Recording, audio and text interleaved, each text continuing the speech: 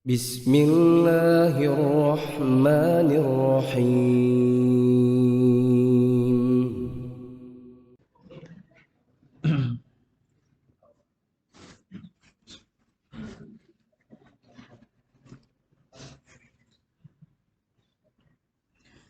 بسم الله الرحمن الرحيم.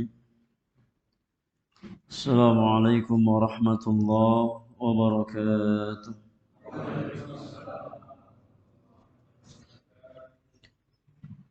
الحمد لله رب العالمين، حمدا كثيرا طيبا مباركا فيه كما يحب ربنا ويرضاه. الصلاة والسلام على أشرف المرسلين نبينا محمد وآله وصحبه أجمعين ومن تبعهم بإحسان إلى يوم الدين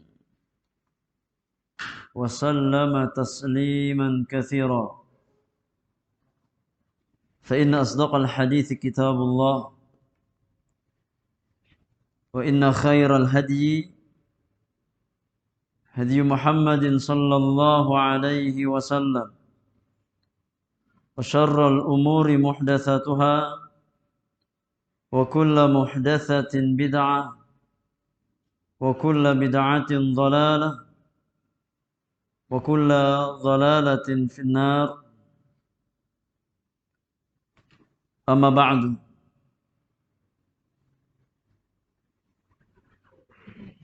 إخواني وأخواتي في الله، أعزكم الله أجمعين. Jamaah sekalian yang semoga dirahmati oleh Allah Subhanahu wa taala. Mari kita lanjutkan pelajaran kita di dalam membahas kitab Riyadhus Shalihin min kalami Sayyidil Mursalin, buah karya Al-Imam Muhyiddin Abu Zakaria Yahya bin Sharaf An-Nawawi Asy-Syafi'i Ad-Dimashqi rahmatullahi ta'ala alaihi rahmatan wasi'atan. Dan di malam hari ini kita masuk hadis yang ke-15 dari bab yang ke-26, bab tahrimu az-zulmi wal amru biraddil madzalim. Bab haramnya kezaliman serta perintah untuk mengembalikan hak orang lain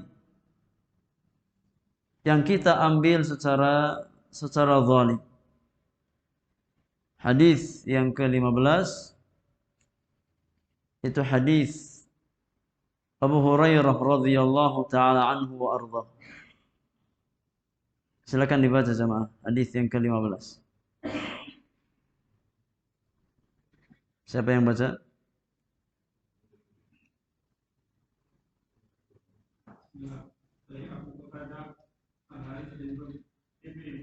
Dari Abu Hurairah. Abu Qatadah sudah kemarin kita bahas. Hadis berikutnya dari Abu Hurairah.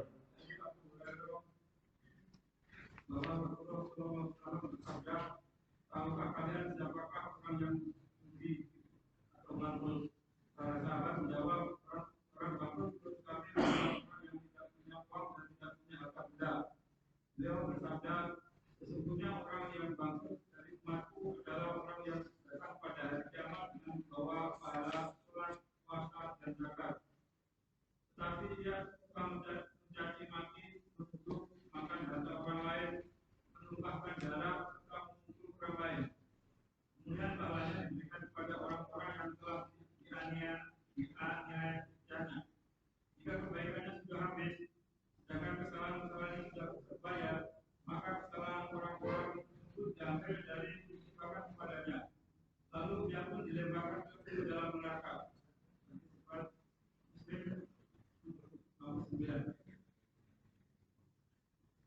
Taib. Nah, jazakallahu khairan. Hadis yang ke-15 di dalam bab yang ke-26 atau hadis yang ke-218 secara umum di dalam kitab Riyadhus Shalihin. Al-Imam membawakan hadis Abu Hurairah radhiyallahu taala anhu wa ardhah. Anna Rasulullah sallallahu alaihi wasallam qala, bahwasannya Rasulullah sallallahu alaihi wasallam pernah bersabda. Tatkala Nabi yang mulia bersama sahabat-sahabat beliau, kemudian Nabi melemparkan satu pertanyaan. Kata Nabi yang mulia, "Atadruna mal muflis?" Tahukah kalian siapa orang yang bangkrut itu? Qalu, maka para sahabat menjawab, "Al-muflisu fina man la dirhama lahu wala mata'." Ya Rasulullah, ya menurut pandangan kami, orang yang bangkrut itu adalah orang yang tidak memiliki harta ataupun benda, yang nggak punya apa-apa. Itu orang yang bangkrut. Ya. Faqala, maka Rasulullah sallallahu alaihi wasallam kemudian mengajarkan kepada sahabat-sahabatnya dan kepada setiap umat Rasulullah sallallahu alaihi wasallam tentang hakikat kebangkrutan yang sesungguhnya. Ya. Siapa orang bangkrut itu? Kapan seseorang dikatakan orang yang bangkrut? Kata Nabi sallallahu alaihi wasallam, "Innal muflisa min ummati." Sesungguhnya orang yang muflis, orang yang bangkrut di antara umatku adalah man ya'ti yaumal qiyamati bi salatin wa siyamin wa zakatin. Orang yang datang di hari kiamat nanti, dia membawa pahala salat, membawa pahala puasa, membawa pahala zakat, dan amal-amal kebaikan yang lain. Yakni, di dunia dia salat, di dunia dia puasa, di dunia dia bersedekah dan membayarkan zakat, dan amal-amal kebaikan yang lain. Kenapa dikatakan bangkrut? Padahal dia sholat, dia puasa, dia membayar zakat. Kata Nabi sallallahu alaihi wasallam, "Wa ya'ti qad syatama hadza wa qadhafa hadza wa akala mala hadza wa safaka dama hadza wa dharaba hadza." Selain dia membawa amal-amal kebaikan, ternyata yang membuat dia bangkrut adalah kezaliman-kezalimannya. Jadi orang baik, di satu sisi dia apa? Dia berusaha untuk menjalankan kewajiban. Dia sholat, dia puasa, dia zakat, dia beramal kebaikan. Namun di sisi yang lain, dia tidak menjaga diri dari menzalimi orang lain. Kata Nabi SAW, orang yang bangkrut tersebut, selain dia membawa pahala kebaikannya, dia pun membawa yakni dosa kezalimannya. Dia telah mencela si fulan, ia mencaci maki si fulan dengan tanpa hak. Dia telah menuduh orang lain dengan tuduhan dusta. Dia telah menumpahkan darah orang lain dengan tanpa hak. Dia telah memakan harta orang lain, mengambil harta orang lain dengan tanpa hak. Dan dia telah memukul orang lain dengan tanpa hak. Itu semua kezaliman. Ya, mencela seorang muslim, menjatuhkan kehormatan seorang muslim, menuduh orang lain dengan tuduhan dusta, ya, mengambil harta orang lain meskipun 1 rupiah. Yang kita ambil dengan tanpa hak, dengan tanpa ridha pemiliknya. Menumpahkan darah orang lain, memukul orang lain, itu semua kezaliman yang menyebabkan seseorang yakni terjatuh dalam kebangkrutan di hari kiamat. Apa yang terjadi jemaah yang Allah muliakan? Kata Nabi yang mulia, fayu'ta hadza min hasanatihi wa hadza min hasanatihi. Maka setiap pihak yang dia zalimi, orang yang dia cela, orang yang dia tuduh, orang yang dia ambil hartanya, orang yang dia tumpahkan darahnya, orang yang dia pukul, ya, semua pihak tersebut dibagikan pahala-pahala yang dia bawa. Ya, si fulan yang dahulu di dunia dicela, dikasih pahalanya. Ya, dari pahala salatnya, dari pahala puasanya, dari pahala zakatnya, terus. Yakni semua pahala yang dia bawa, dia bayarkan untuk apa? Untuk membayarkan kezaliman yang pernah dia lakukan di dunia. Terus sampai habis pahala tersebut. Kata Nabi sallallahu alaihi wasallam, fa in faniyat hasanatuhu qabla an yuqdha ma alaihi ukhidha min khatayahum faturihat alaihi thumma turiha finnar. Kalau seandainya semua pahala yang dia bawa sudah habis untuk membayar sebagian kezalimannya, dan masih ada kezaliman lain yang belum dia tutup, apa yang terjadi? Dosa-dosa pihak yang dia zalimi diambil. Ya, kemudian dibebankan kepada orang yang zalim tersebut. Si fulan, ya, belum engkau bayar kezalimannya. Sedangkan pahalamu sudah habis. Sudah enggak ada pahala lagi. Sudah nol. Ya, pahala yang kau bawa sudah habis. Tapi banyak kezaliman yang belum engkau bayarkan. Maka orang yang dizalimi, yang belum sempat dibayarkan kezalimannya, diambil dosa-dosanya, kemudian dibebankan kepada orang yang zalim tersebut sampai impas. Ya. Sampai terbayarkan kezalimannya. Tsumma turiha finnar. Kemudian dia pun dilemparkan ke dalam neraka Allah Subhanahu wa taala. Itulah hakikat orang yang bangkrut. Ya. Maka jemaah yang Allah muliakan, di sini dalam hadis yang mulia ini Rasulullah sallallahu alaihi wasallam mengajarkan kepada setiap orang-orang beriman bahwasannya hakikat bangkrut yang sesungguhnya adalah bangkrut di hari kiamat nanti. Ya, bukan sebatas bangkrut usaha di dunia. Dulu usaha kita ya jadi lancar, masya Allah, banyak menghasilkan rupiah, kemudian tiba-tiba bangkrut. Bukan itu. Hakikat kebangkrutan seorang hamba bukan dalam perkara-perkara dunia. Ya. Tapi hakikat orang yang bangkrut adalah bangkrut di hari kiamat nanti. Ya.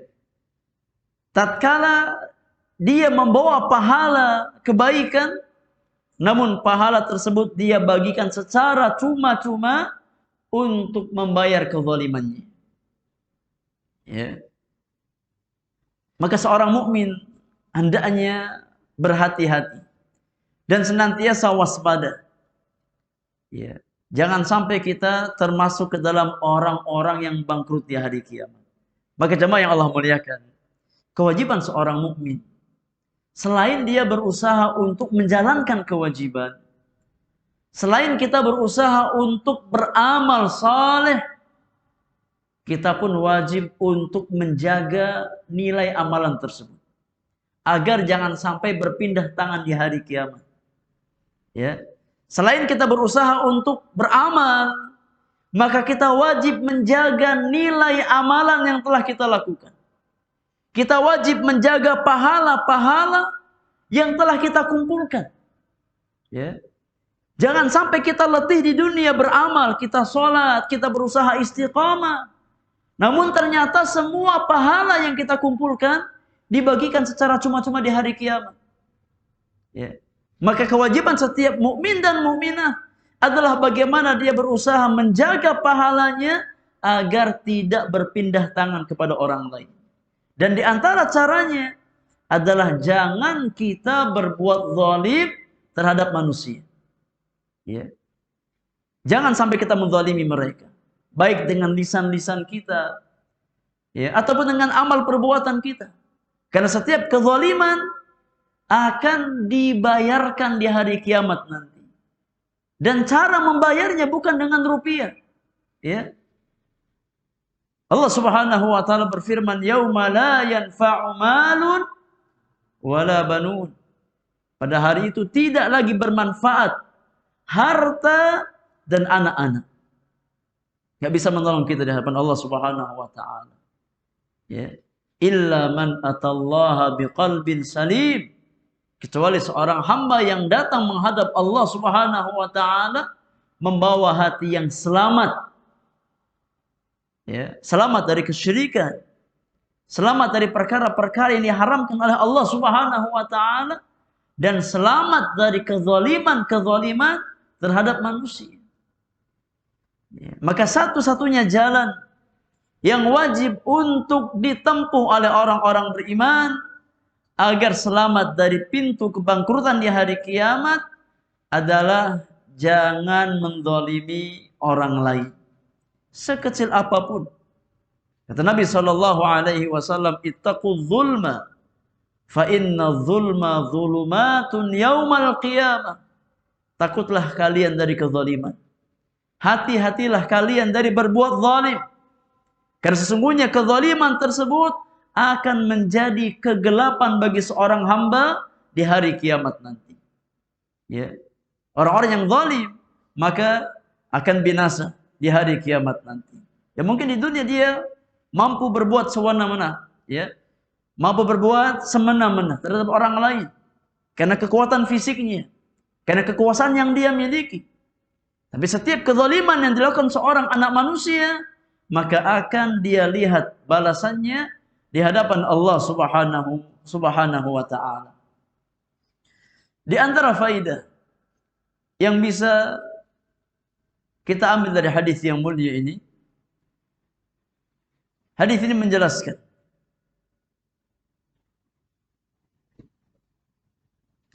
muamalatullahi lil khalqi qa'imatun 'alal 'adli wal haqq. Bahwasanya Allah Subhanahu wa taala, yakni muamalah Allah bersama hambanya itu dibangun di atas keadilan. Tidak ada manusia yang dizalimi oleh Allah Subhanahu wa taala. Allah Subhanahu wa taala bermuamalah dengan hambanya di atas asas al-adl, keadilan. Ya. Maka setiap hak yang dimiliki seorang hamba yang diambil oleh orang lain dengan tanpa hak pasti akan dikembalikan di hari kiamat nanti. Ya. Meskipun sebatas sendal jepit yang kita bawa ke masjid. Ya. Kita bawa sendal jepit ke masjid, tiba-tiba pas pulang sholat ngilang sendalnya, nggak ada. Ada yang ngambil. Insya Allah kembali. Ya. Kalaupun nggak kembali di dunia, maka kembali di akhirat. Ya, tapi bukan dalam bentuk sendal jepitnya. Ya, dalam bentuk apa? Dalam bentuk pahala dari orang yang mengambil tersebut, atau dosa kita yang ya diambil, diringankan, ya, diberikan kepada orang yang mengambil tersebut. Maka hak-hak hamba itu nggak ada yang luput di hadapan Allah Subhanahu wa taala. Pasti akan kembali, ya, di hari kiamat nanti. Akan yakni dikembalikan kepada pemiliknya. Tidak ada kezaliman di hadapan Allah Subhanahu wa taala, karena Allah tabaraka wa taala ya bermuamalah bersama hamba-hambanya di atas asas al-adl, di atas asas keadilan. Kemudian di antara faidah dari hadis yang mulia ini, ikhwani fillah zakumullah wa akhwati fid din, hadis ini menjelaskan, ya, Hadis ini memberikan takkid, penegasan ala mufaraqati zulmi. Ya, takkid, memberikan penegasan kepada orang-orang beriman untuk menjauhi segala macam pintu kezaliman. Wa bi khassatin aklu huquqil ibad wal i'tida' ala amwalihim wa dima'ihim wa hatki a'radhihim bil qawli awil fi'li. Ya, secara khusus yang berkaitan dengan hak-hak manusia. Ya. Baik dengan cara yakni mengambil harta orang lain dengan tanpa hak, atau menumpahkan darah dengan tanpa hak, atau menjatuhkan kehormatan orang lain dengan tanpa hak. Ini semua dilarang dalam agama kita. Dan seorang muslim wajib menjauhi perkara-perkara tersebut. Lianna dzalika yufsidu thamratal amalis salih. Karena semua kezaliman bisa merusak amal soleh seorang hamba. Bayangkan jamaah, ini kita sholat, ya, terkadang kita nggak pernah tahu berapa pahala sholat kita, ya, berapa banyak pahala sholat yang kita dapatkan. Sudah sholatnya jauh dari khusyuk, ya, fisik kita sholat tapi terkadang pikirannya apa? Pikirannya di luar masjid. Ada yang masih di kantor, ya, ada yang masih di rumah, mikir macam-macam tatkala dia sholat. Ya. Maka pahala yang sedikit tersebut jangan ditambah beban lagi, ya, dengan menzalimi orang lain. Ya. Cukup bagaimana kita berusaha menjaga amal-amal kebaikan kita. Bagaimana agar amal-amal tersebut tidak rusak karena kezaliman-kezaliman kita. Ya. Maka kewajiban orang-orang beriman adalah berusaha untuk yakni muhafazatul a'mal, menjaga amalan-amalan kita. Dan makna muhafazah 'alal a'mal itu ada dua macam. Seseorang menjaga amalan itu ada dua. Yang pertama adalah menjaga keistiqomahan dalam beramal. Yang kedua menjaga pahala dari amalan tersebut. Tatkala kita berusaha beramal, maka jaga agar kita senantiasa istiqomah di atas amalan tersebut. Karena amal yang paling Allah cintai adalah amal yang istiqamah. Apa kata Rasulullah sallallahu alaihi wasallam? Kata Nabi yang mulia, ahabbul a'mali ilallah adwamuha wa in qalla. Kata Nabi yang mulia, amal yang paling dicintai oleh Allah adalah amalan yang paling dawam, yang paling kontinu, ya, yang paling istiqamah meskipun kuantitasnya sedikit. Ya, maka biasakan kita istiqamah dalam beramal. Istiqomahkan amal-amal kebaikan kita. Baik itu baca Quran, istiqomahkan. Targetkan setiap hari kita harus baca Al-Quran. Ya meskipun hanya 1 juz sehari, gak masalah. Ya. Kok pada ketawa jemaah? Meskipun hanya 1 juz sehari, istiqomahkan. Ya. Kalau kita istiqomah 1 juz per hari, berapa hari kita khatam? Insya Allah sebulan khatam Al-Quran. Ya, setahun 12 minimal. Ya. Jadi jangan nunggu khatam Al-Quran di bulan Ramadan saja. Ya terkadang kita ini zalim. Ya kita terkadang yakni kalau bulan Ramadan semangat baca Al-Quran. Selesai Ramadan tutup mushaf nggak pernah kita buka lagi. Ya. Usahakan tatkala kita beramal, kita mengistiqomahkan amalan tersebut. Karena semakin istiqomah amal seseorang, maka semakin tinggi nilainya di hadapan Allah Subhanahu wa taala. Ya. Jadi harus istiqomah. Itu di antara makna menjaga amalan.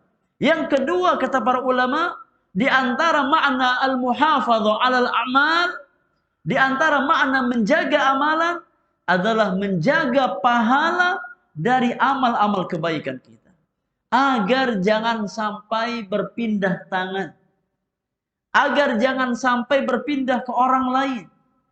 Sudah letih kita beramal di dunia, kemudian di akhirat kita masuk neraka. Ya, maka alangkah meruginya orang-orang seperti itu. Ya. Allah Subhanahu wa taala berfirman, "Hal ataka haditsul ghashiyah? Wujuhu yawma idzin khashi'ah, 'amilatun nasibah, tasla naran hamiyah." Na'udzubillahi min dzalik. Kata Allah Subhanahu wa taala, ya, sudahkah datang kepada engkau berita tentang hari kiamat? Di hari itu wajah-wajah manusia tertunduk. Ya, tertunduk di hadapan Allah Subhanahu wa taala. Kenapa?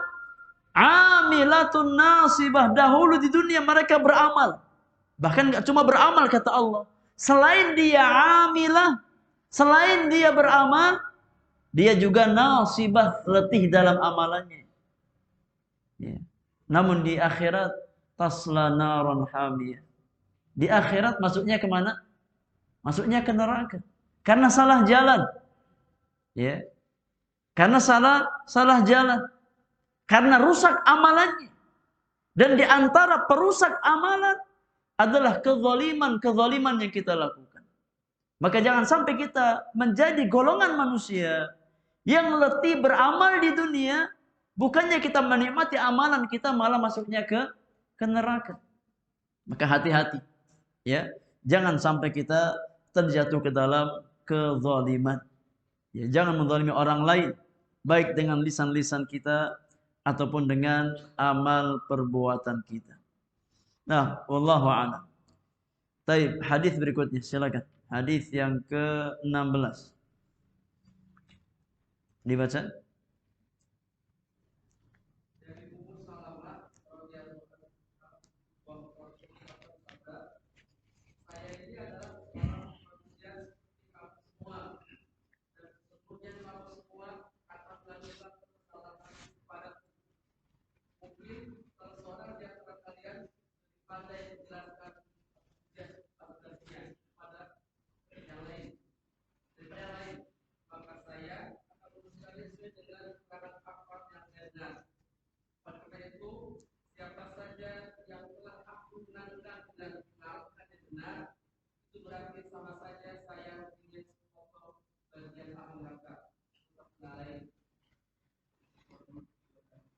Taib. Nah, jazakallahu khair.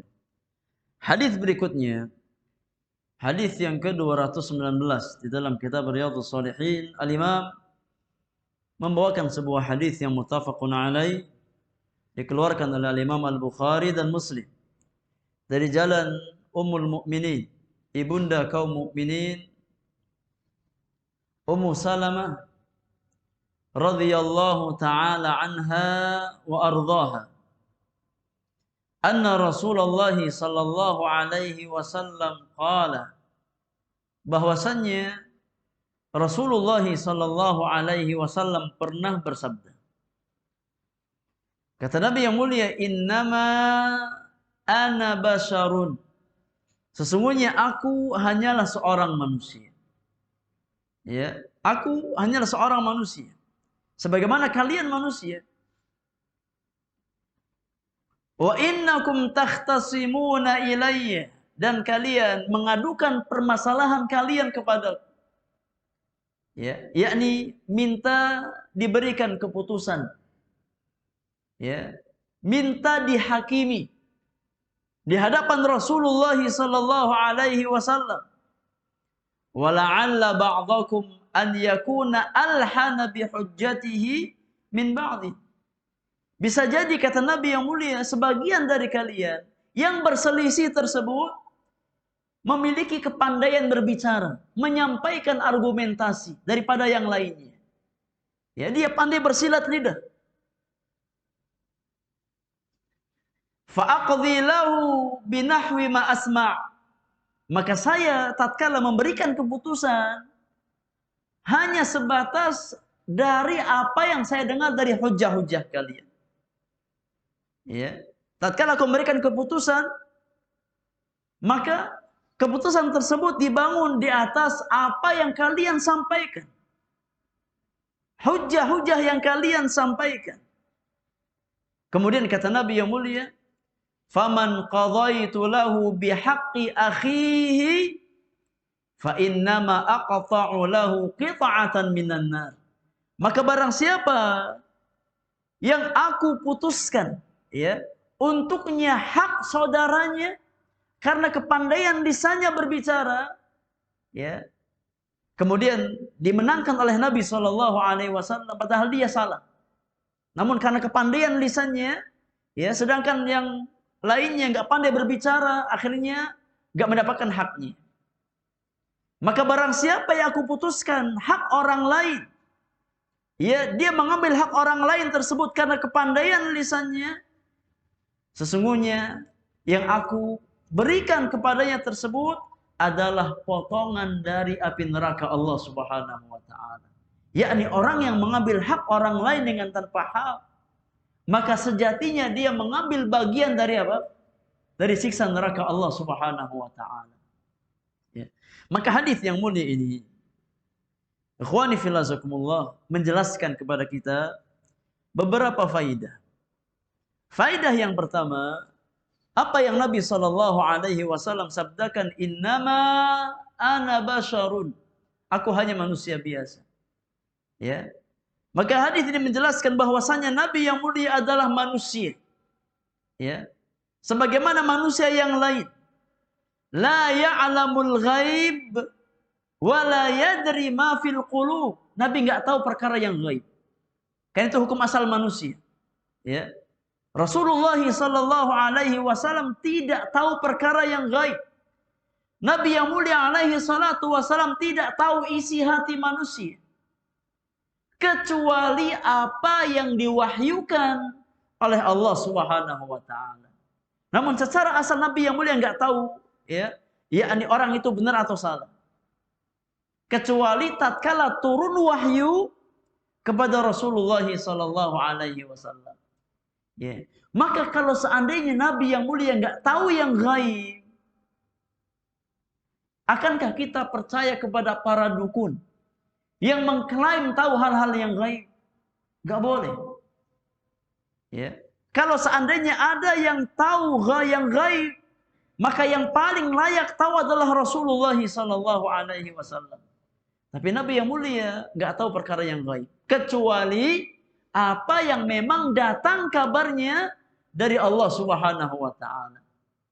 Ya. Maka sifat Rasulullah itu dua. Ya. Sifat Nabi yang mulia itu dua. Ya. Sebagaimana yang Allah Subhanahu wa taala firmankan tentang Rasulullah sallallahu alaihi wasallam di akhir surat Al-Kahfi. Qul innama ana basyarun mithlukum yuha ilayya annama ilahukum ilahun wahid. Katakan wahai Muhammad, innama ana basyarun mithlukum. Aku ini manusia seperti kalian juga manusia. Ya. Maka sifat yang pertama di antara sifat Rasulullah adalah sifat yakni ubudiyah. Beliau seorang hamba. Ya. Nabi yang mulia seorang hamba. Sebagaimana yang lain adalah hamba-hamba Allah Subhanahu wa taala. Yang mana tatkala kita meyakini Nabi yang mulia seorang hamba, maka yang namanya hamba ada batasannya. Ya. Tidak boleh diangkat melebihi batasan sebagai seorang hamba. Tidak boleh kita mengangkat Nabi SAW, ya, pada manzilah yang tidak layak. Yang mana manzilah tersebut hanya untuk Allah Subhanahu wa taala. Seperti tahu perkara yang gaib atau disembah, enggak boleh. Ya. Maka dari satu sisi Rasulullah SAW punya sifat ubudiyah, beliau manusia biasa. Beliau seorang hamba di antara hamba-hamba Allah Subhanahu wa taala yang punya kewajiban untuk beribadah kepada Allah Subhanahu wa taala. Dan sifat yang kedua, yuha ilayya, bahwasanya beliau adalah seorang rasul yang diberikan wahyu oleh Allah Subhanahu wa taala. Ya. Yang memiliki kekhususan yang beda dari hamba-hamba yang lain. Ya. Maka Nabi yang mulia alaihi salatu wassalam, kata para ulama, abdun la yu'bad wa rasulun la yukadzab. Nabi SAW adalah seorang hamba yang tidak boleh kita sembah. Gak boleh kita beribadah kepada Nabi. Ya. Karena beliau seorang hamba. Makanya hati-hati. Ya. Seorang mukmin, ya terkadang dia karena nggak tahu ilmunya, terkadang kita memposisikan Nabi di posisi uluhiyah. Seolah-olah beliau ya seorang ini sebagai ilah yang disembah. Contoh, ya, dalam masalah bersumpah. Dalam masalah bersumpah. Bersumpah itu hak mutlak, ya. Hanya boleh menggunakan nama atau sifat Allah Subhanahu wa taala. Tidak boleh seorang mukmin bersumpah menggunakan nama Rasulullah sallallahu alaihi wasallam. Ya terkadang sebagian kaum muslimin yang bersumpah menggandengkan antara nama Allah dan Rasulullah. Demi Allah, demi Rasulullah. Ya, ini sudah murah banget harganya, Pak. Ya. Demi Allah, demi Rasulullah. Padahal kata Nabi sallallahu alaihi wasallam, "Man kana halifan falyahlif billahi aw liyasmut." Barang siapa yang ingin bersumpah, maka bersumpahlah dengan nama Allah atau diam. Kalau kita harus bersumpah, maka bersumpah dengan nama Allah. Katakan demi Allah. Ya. Demi Allah. Ya. Harganya sekian, Pak. Dengan catatan memang kita benar. Jangan sampai kita ya bersumpah untuk berdusta. Kita katakan harganya sekian padahal harganya nggak sekian. Kita berani bersumpah menyebut nama Allah Subhanahu wa taala. Ya, makanya termasuk dosa ya besar. Hati-hati. Ya. Namun yang lebih besar adalah tatkala seseorang bersumpah dengan nama selain Allah Subhanahu wa taala. Meskipun dengan menyebutkan sosok manusia termulia, Rasulullah sallallahu alaihi wasallam, enggak boleh. Ya, karena sumpah itu hanya milik Allah Subhanahu wa taala. Ya, kalau kita mau bersumpah maka bersumpah dengan nama Allah Subhanahu wa taala. Ya. Kata Nabi sallallahu alaihi wasallam, "Man kana halifan falyahlif billahi aw liyasmut." Barang siapa yang ingin bersumpah, maka hendaknya dia bersumpah dengan nama Allah, kalau tidak maka sebaiknya dia. Ya, jangan bersumpah dengan selain Allah Subhanahu wa taala. Ya. Jadi, sisi yang pertama, Nabi yang mulia alaihi salatu wasallam adalah seorang hamba. La yu'bad, yang tidak boleh kita sembah. Kita muliakan beliau, na'am. Kita mencintai Nabi, na'am. Kita mengikuti petunjuk beliau, wajib. Kita berjalan di atas jalan yang beliau gariskan, wajib. Tapi memposisikan Nabi sallallahu alaihi wasallam sebagai sesuatu yang kita sembah selain Allah, maka enggak boleh. Tatkala ada seseorang ya yang yakni bersenandung di hadapan Rasulullah sallallahu alaihi wasallam, memuji Nabi sallallahu alaihi wasallam, wa fina nabiyyun ya'lamu ma fi ghadin. Di tengah-tengah kita ada nabi yang tahu perkara-perkara yang gaib yang akan terjadi di waktu yang akan datang. Apa kata Nabi sallallahu alaihi wasallam? Kata Nabi yang mulia, la tutruni kama atratin nasara Isa bin Maryam. Innama ana 'abdun faqulu 'abdullahi wa rasuluh. Kata Nabi yang mulia alaihi salatu wasallam, jangan kalian menyanjungku, memujiku secara berlebihan. sebagaimana orang-orang Nasrani menyanjung Isa ibnu Maryam secara berlebihan. Sampai-sampai menjadikan Isa sebagai Tuhan selain Allah. Jangan, kata Nabi. Innama ana abdun. Saya ini hanya seorang hamba. Faqulu abdullahi wa rasuluh. Maka katakan Muhammad itu adalah hamba Allah dan utusan Allah Subhanahu wa taala. Ya, maka dua sifat yang ada pada Nabi kita Muhammad sallallahu alaihi wasallam, yang pertama beliau seorang hamba, ya, yang memiliki batasan-batasan tertentu. Yang kedua beliau seorang rasul. Di antara rasul-rasul Allah Subhanahu wa taala yang Allah pilih sebagai khatamul anbiya'i wal mursalin, sebagai penutup para nabi dan rasul. Ya, sebagai asyraful mursalin, rasul yang terbaik, sebagai pemimpin anak manusia di hari kiamat nanti. Nabi kita Muhammad sallallahu alaihi wasallam. Ya, maka tidak boleh kita dustakan. Kewajiban orang-orang beriman tatkala meyakini bahwasanya Muhammad adalah utusan Allah Subhanahu wa taala, 4 hal. Ya. Yang pertama, kita wajib membenarkan apa yang Nabi kabarkan. Yang kedua, kita wajib mentaati apa yang Nabi perintahkan. Yang ketiga, kita wajib menjauhi apa yang Nabi larang. Yang keempat, kita wajib beribadah kepada Allah dengan apa yang Nabi syariatkan. Ini 4 perkara yang wajib diyakini dan diamalkan oleh orang-orang beriman yang mengikrarkan syahadat anna Muhammadan Rasulullah. Yang pertama apa jamaah? Membenarkan apa yang Nabi kabarkan. Yang kedua, mentaati apa yang Nabi perintahkan. Yang ketiga, menjauhi apa yang Nabi larang. Yang keempat, beribadah kepada Allah dengan apa yang Nabi syariatkan. Ya, tidak menambah dan tidak mengurangi dari apa yang Rasulullah sallallahu alaihi wasallam syariatkan. Baik, sudah masuk waktu Isya. Kita cukupkan untuk materi di malam hari ini. Silakan azan terlebih dahulu. Kalau ada hal-hal yang ingin ditanyakan, kita beri kesempatan setelah azan untuk salat Isya. Wallahu taala a'lam bissawab.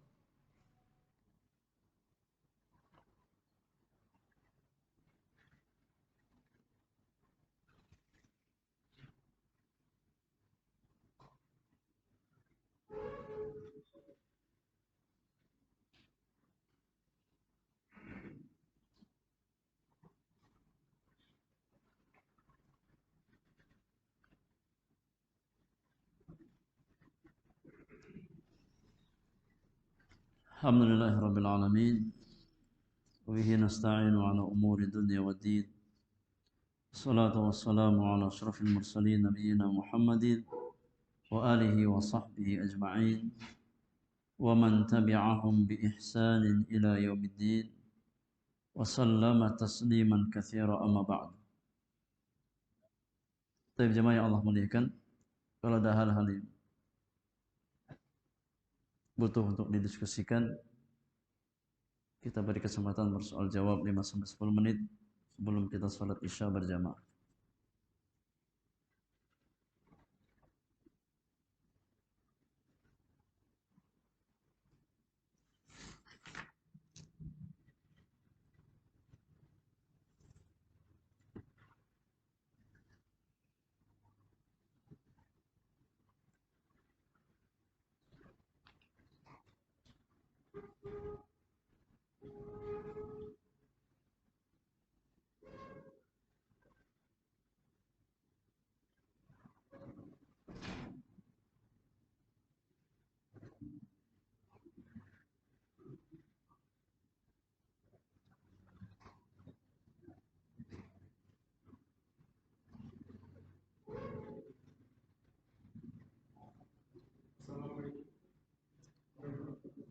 Waalaikumsalam warahmatullahi wabarakatuh. Seandainya orang sudah berbuat zalim dan ada sama berat di hadapan, apakah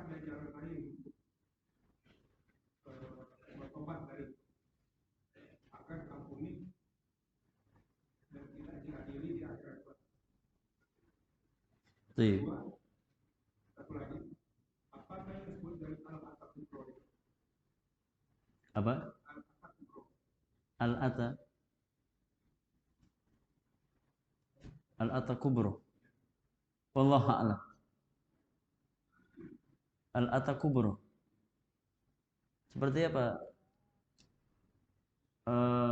kalimatnya dalam bahasa Arab?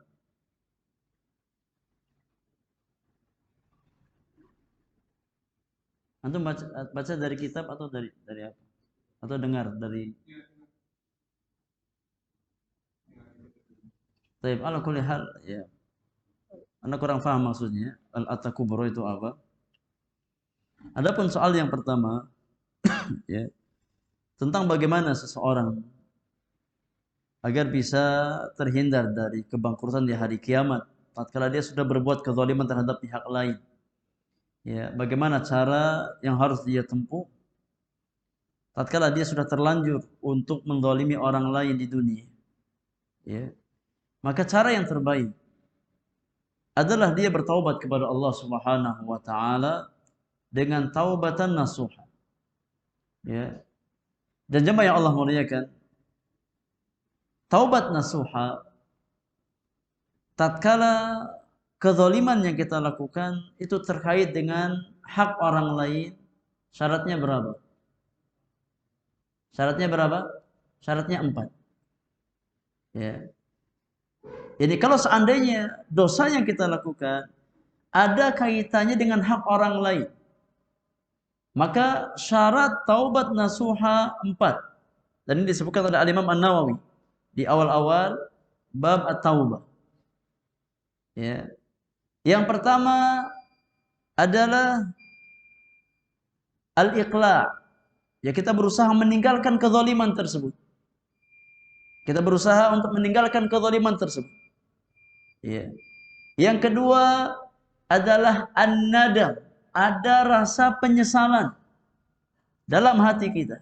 Ya, kita sudah menzalimi orang lain, kita menyesal. Itu di antara syarat taubat.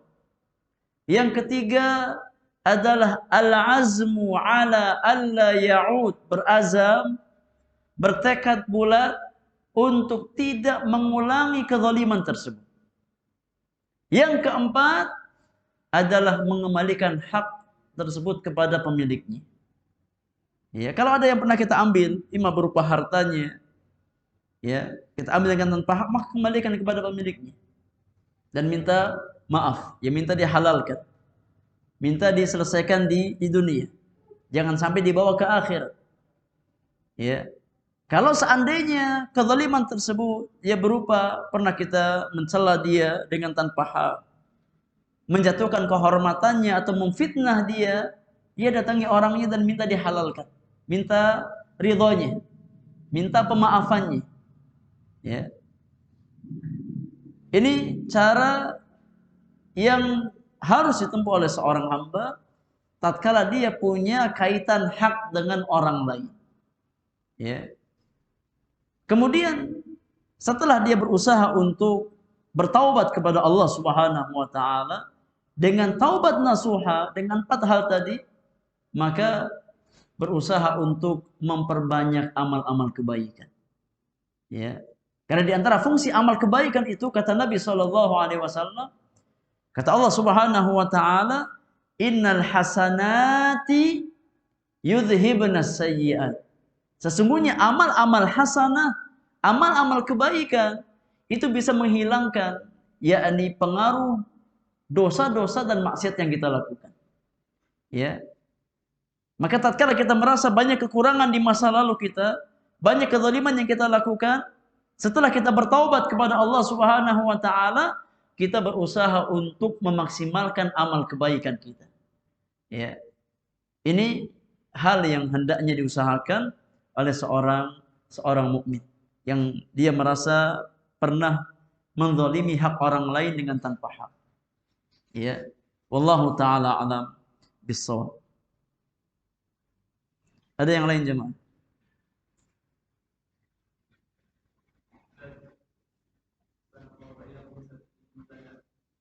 Apakah nanti kita jalan masih dengan amalan-amalan keburukan Nah, ya, ini seorang hamba akan diperlihatkan semua amalan-amalannya, baik amal kebaikan ataupun amal keburukan. Ya, karena semuanya dicatat secara detail terperinci oleh malaikat Allah Subhanahu wa taala. Ma yalfidhu min qaulin illa ladaihi raqibun atid. Kata Allah Subhanahu wa taala, tidak ada satu kalimat, satu lafaz yang kita ucapkan dengan lisan-lisan kita, melainkan di sana ada raqib dan atid yang mencatat, yakni amal perbuatan kita. Allah Subhanahu wa taala berfirman, "Faman ya'mal mithqala dzarratin khairan yara, wa man ya'mal mithqala dzarratin syarran yara." Barang siapa yang beramal kebaikan meskipun sekecil biji sawi, akan dia lihat di hari kiamat nanti. Dan barang siapa yang beramal keburukan meskipun sekecil biji sawi pun akan dia lihat di hari kiamat nanti. Ya. Hanya saja orang-orang beriman, ya orang-orang beriman yang Allah Subhanahu wa taala berikan rahmat kepada dia, tatkala Allah menghisabnya, Allah menghisab secara sendiri, ya.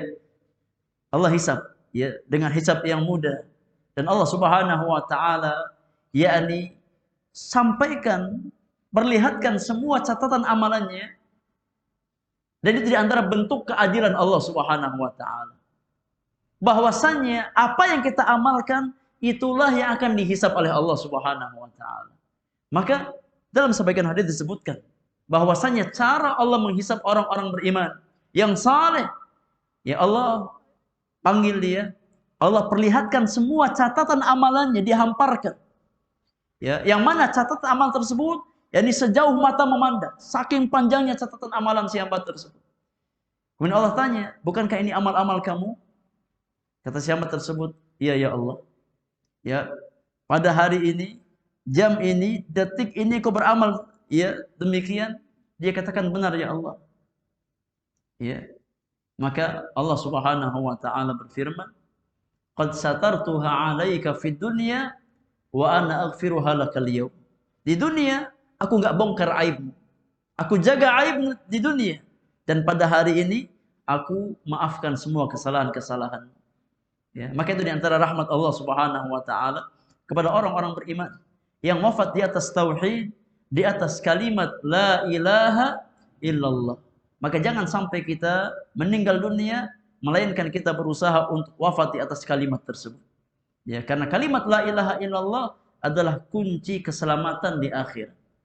Ya, kalimat la ilaha illallah adalah kunci keselamatan di akhir. Nah, wallahu taala alam bisawab. Baik, cukup jemaah yang Allah muliakan. Semoga berfaedah untuk kita semuanya, menambah iman dan menjadi motivasi kita untuk yakni menjaga diri dari kezaliman, menzalimi orang lain. Wallahu taala alam bisawab. Wa sallallahu ala nabiyyina Muhammadin wa alihi wa sahbihi ajma'in. Wa akhiru da'wana alhamdulillahi rabbil alamin. Subhanakallahumma wa bihamdika asyhadu an la ilaha illa anta astaghfiruka wa atubu ilaik. Assalamualaikum warahmatullahi wabarakatuh. Waalaikumsalam.